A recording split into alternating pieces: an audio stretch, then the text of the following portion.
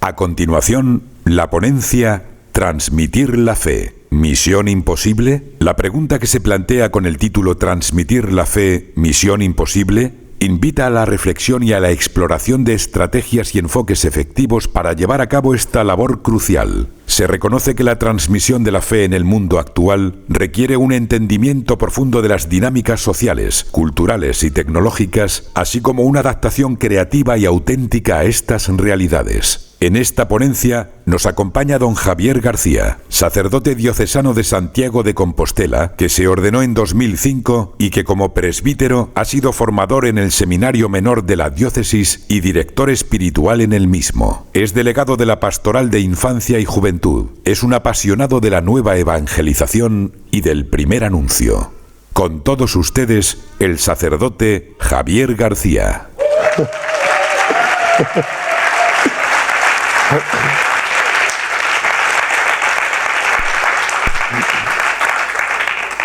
Bueno, muchas gracias por la espera y por la paciencia.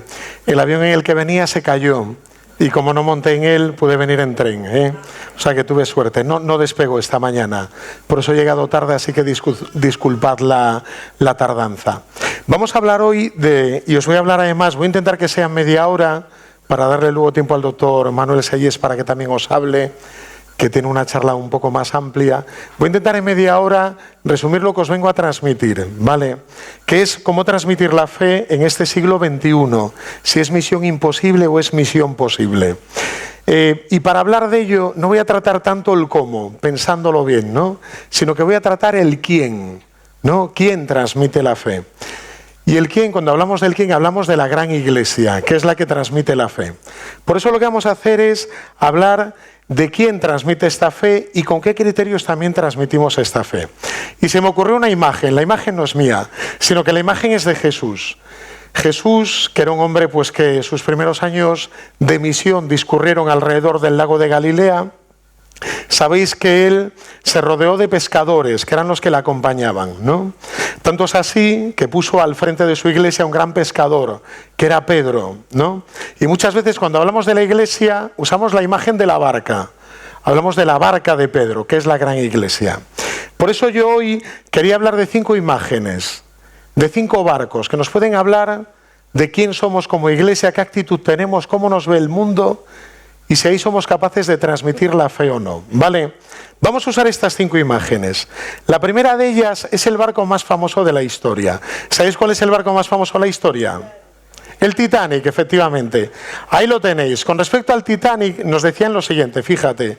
Cuando la esposa de Albert Caldwell contemplaba cómo el personal de cubierta cargaba con el equipaje el 10 de abril de 1912 en Southampton, preguntó a uno de los mozos, ¿es verdad que este barco no se puede hundir? El chico le contestó, así es, señora. Ni Dios mismo pondría hundir este barco.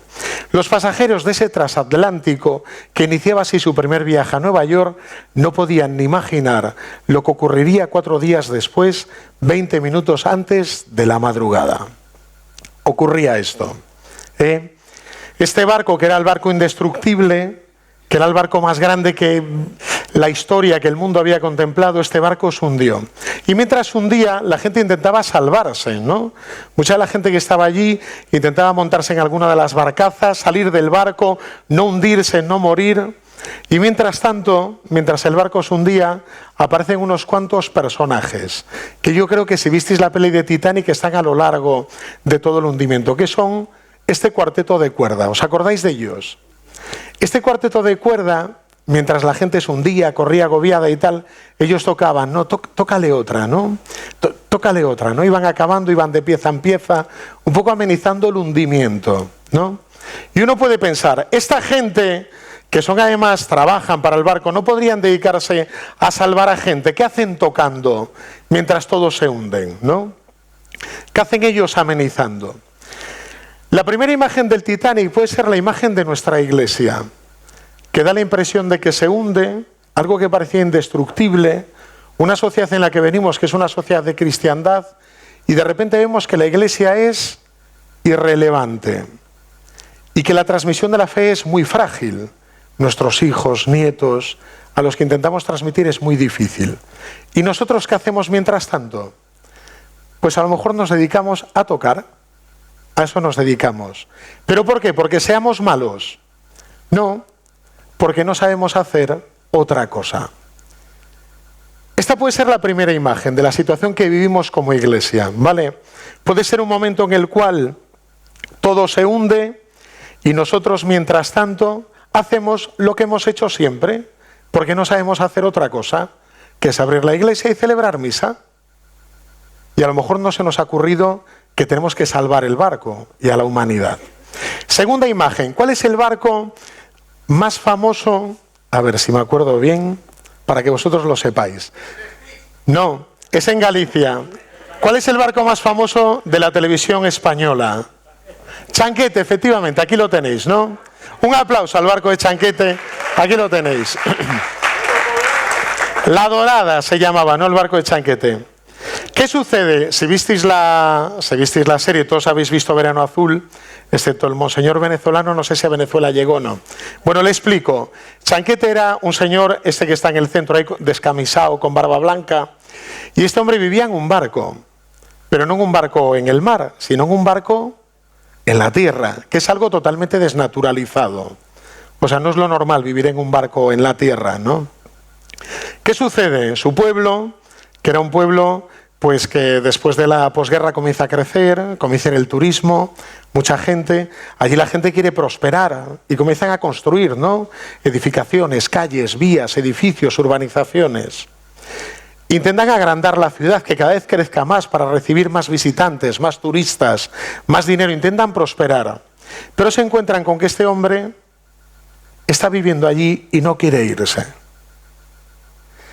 Y uno diría, vamos a sumarnos todos, ¿no? Y por eso la gente cantaba, del barco de Chanquete no nos moverán. Todo el mundo está en el subconsciente de España, ¿no?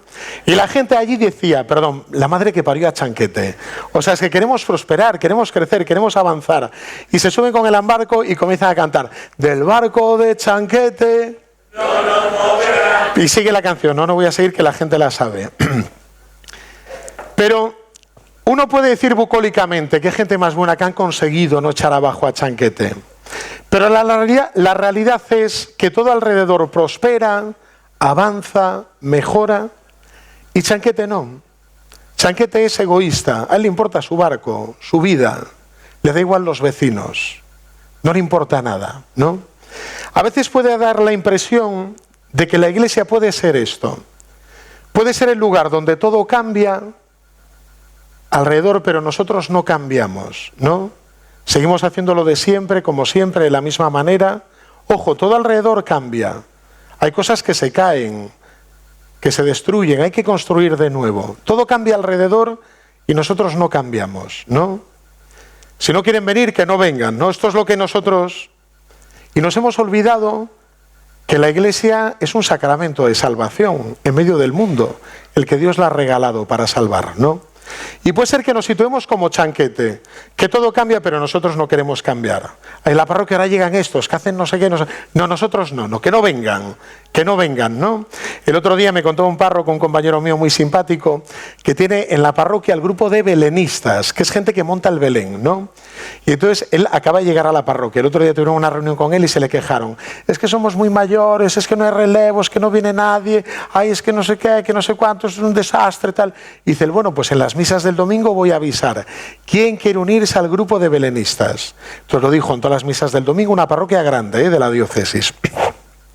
Aparecieron 16 personas, jóvenes, en edad productiva, no estaban jubilados ninguno.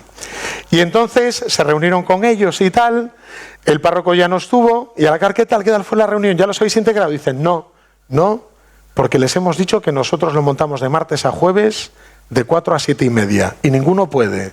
Por eso ya les hemos dicho que no. En el fondo no querían acoger a nadie, ¿no? Que ellos trabajaban, de 4 a 7 y media tenían familia, hijos, tenían que ir a buscarlos alcohol a la tarde, ¿no? Pues nada, van a seguir siendo ellos solos, porque son como Chanquete. Y puede ser que esta sea nuestra actitud. Tercera actitud, ¿cuál es el barco más famoso en la historia cinematográfica actual? ¿Lo sabéis? Titanic ya lo hemos pasado. Os voy a hablar de él, es La Perla Negra. ¿Conocéis La Perla Negra? La perla negra es el barco que tiene el gran Jack Sparrow. Es el capitán Jack Sparrow. Aquí lo tenéis.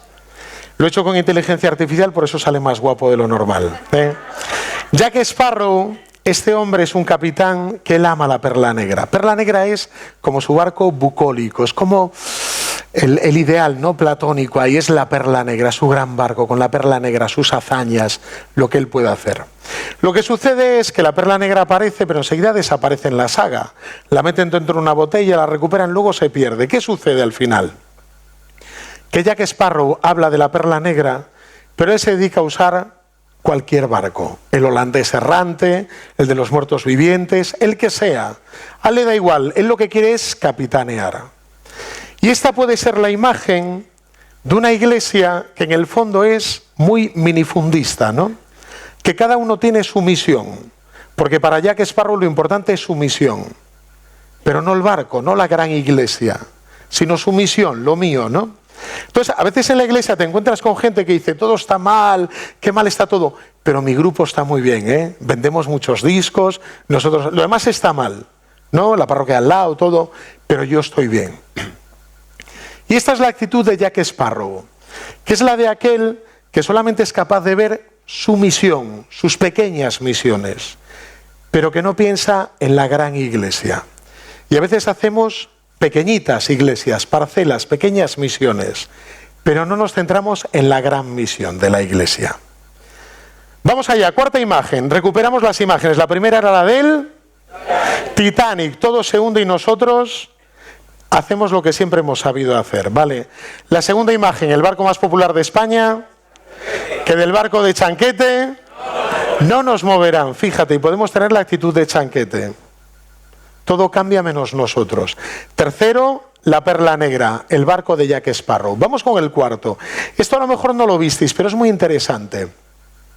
Hay una peli un poco friki que tiene unos años, le llamo friki porque es como muy rara. Nos invaden unos alienígenas y en vez de ser marcianos se meten en el mar. O sea, son como una cosa, son unos marcianos anfibios, ¿no? Una cosa así un poco rara. Entonces, de repente, la marina norteamericana se están ahí preparando, tal, los jóvenes ya empiezan a ser sargento, teniente, tal, y llegan unos invasores, que son, no sé si lo veis ahí, esos bichos grandes que se levantan sobre el mar, son unos alienígenas que vienen del espacio y se meten en el mar, y desde el mar lo van invadiendo todo.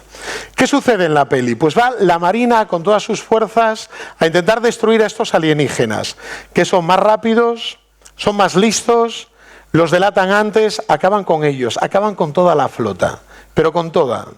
Terminan con la flota norteamericana. ¿Qué sucede entonces? Mueren casi todos los grandes almirantes, capitán de fragata, de todos los oficiales.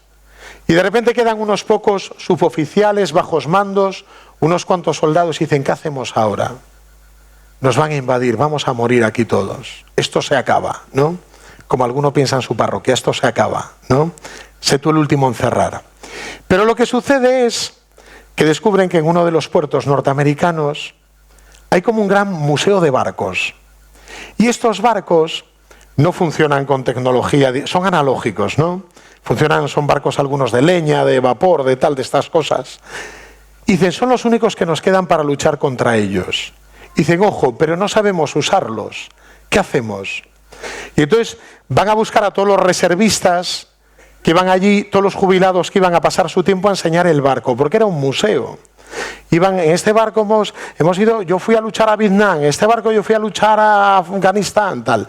Allí, y fueron a buscar a todos, porque no tenían a nadie más con quien luchar. Y al final, ¿sabéis lo que sucede? Acaban ganando la batalla. Estos jovenzuelos, junto con los ancianos con experiencia, conduciendo unos barcos que son un desastre, acaban ganando la batalla, conquistando de nuevo el mundo. Esta imagen es muy poderosa porque responde a dos imágenes, fíjate. La primera puede ser la imagen de una iglesia museo, que a veces nosotros, o la gente que no es cristiana, entiende la iglesia como un museo, un lugar que visitar, ¿no? Una gran catedral, un lugar que ver, pero no en el que rezar, en el que encontrarte con Dios. Es un museo, pero ojo, con un gran potencial.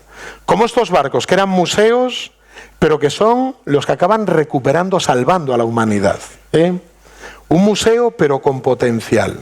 Nietzsche decía en La Gaia Ciencia, en el pasaje este del loco, que iba con la lámpara, Dios ha muerto, a plena luz del día, acaba diciendo que una vez que terminó de dialogar con aquellos hombres que estaban en aquel bar, comenzó a ir por todas las iglesias de la ciudad rezando un requiem, porque Dios había muerto y las iglesias eran solo mausoleos de ese Dios que había muerto, ¿no?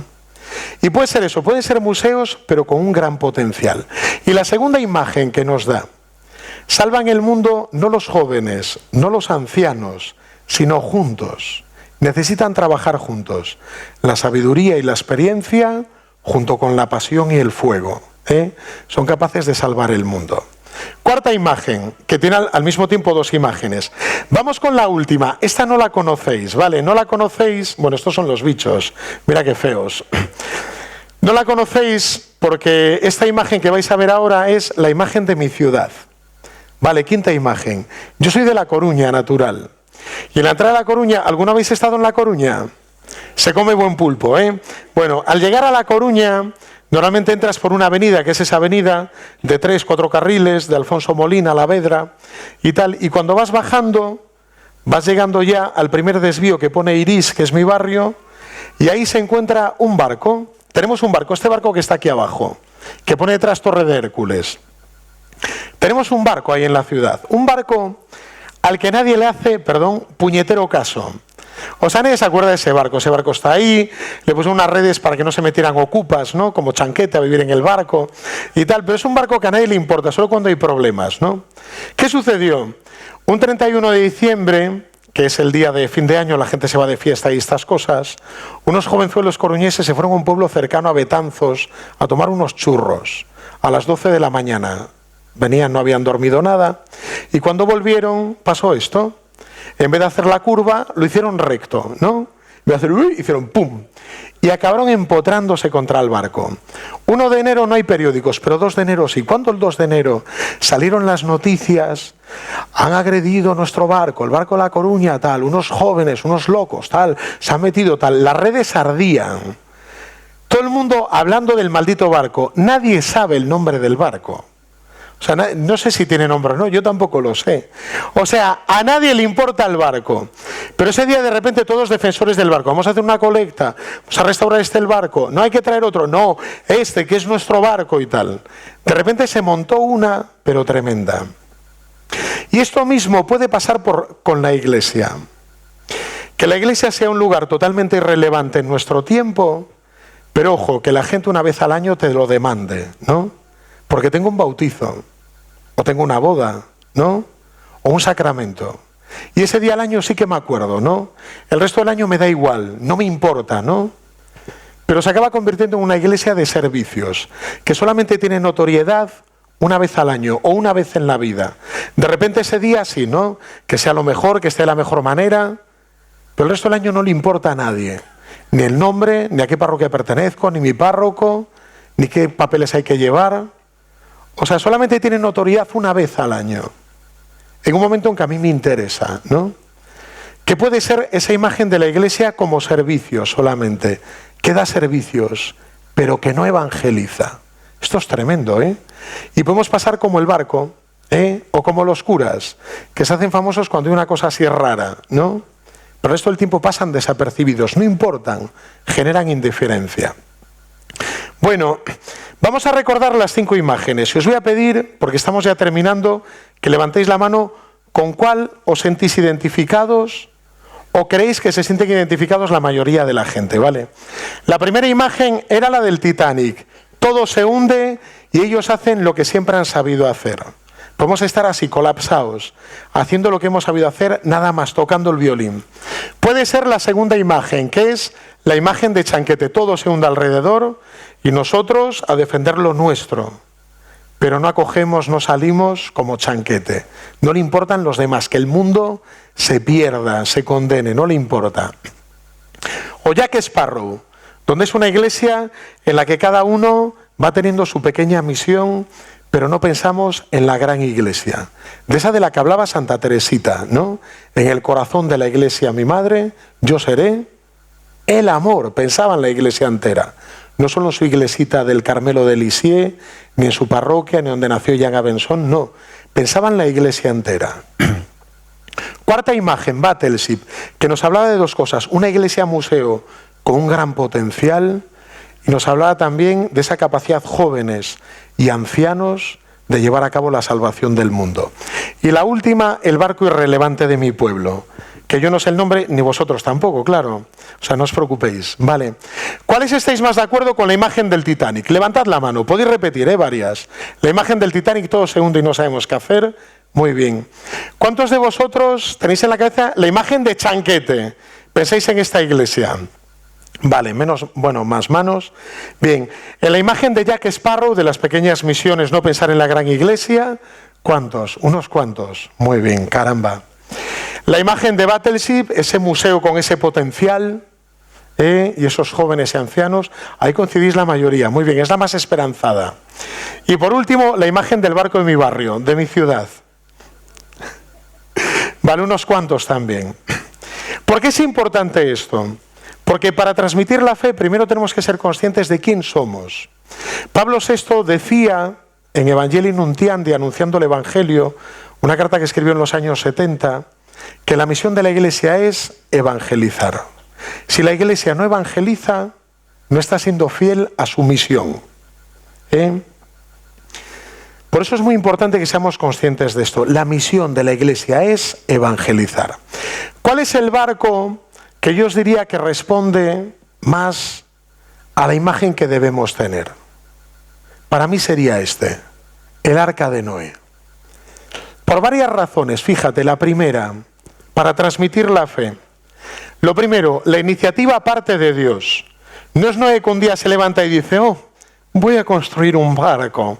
No, sino que Dios le dice, Noé, esto se acaba, va a caer un gran diluvio, construye un barco. Y quiero además que en él vayas tú, tus hijos, tus nueras, tu mujer, va la suegra también con las nueras, y todos ahí, 7 animales de cada especie pura, 1 de cada especie impura, todos en el barco. Todos, hay que salvar un resto, porque esto se acaba. La iniciativa parte de Dios, Dios es quien tiene la iniciativa. O sea, la Iglesia no tiene una misión, sino que Dios tiene la Iglesia para llevar a cabo esta misión. Dios la tiene. Dios tiene una Iglesia para llevar a cabo su misión. La iniciativa es de Dios. Lo segundo, a Noé le toca trabajar en un sitio que está totalmente desnaturalizado. Allí, en la zona aquella, Mesopotamia, le tocó a él construir una barca en medio de un lugar donde no había agua. Claro que los vecinos lo veían y le decían, tú estás loco, ¿qué haces? Perdiendo el tiempo, ¿qué tipo de trabajo estás haciendo? Si visteis esta peli lo trataban como un chalao, porque estaba haciendo un trabajo que no era útil, que no tenía sentido, ni artístico, ni siquiera. O sea, estaba haciendo una cosa, estaba perdiendo el tiempo. Y a veces nosotros se nos mete que la Iglesia tiene que parecerse más a una ONG que a un agente evangelizador. La misión de la Iglesia es evangelizar con todo lo que hace, pero es evangelizar.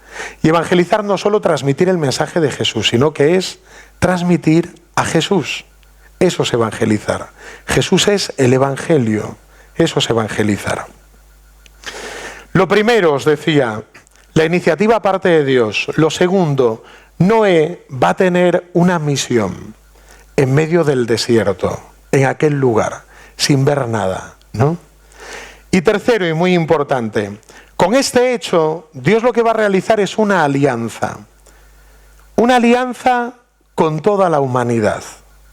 Aunque Noé solamente esté salvando a su familia y unas cuantas especies, esto va a tener un impacto en toda la humanidad. Dios va a hacer una alianza con Moisés. A veces nos da la impresión de que estamos trabajando en un sitio sin brillo, o que estamos trabajando con poco impacto. Pero lo que hacemos, a ojos de Dios, impacta en toda la humanidad. Tú te imaginas, os hablaba antes de Teresa del Niño Jesús. Muere con 24 años, con una vida, 9 años de carmelita desde los 15. que tampoco sus hermanas saben decir mucho de ella, cuando tienen que escribir esa carta de edificación, cuando muere una carmelita.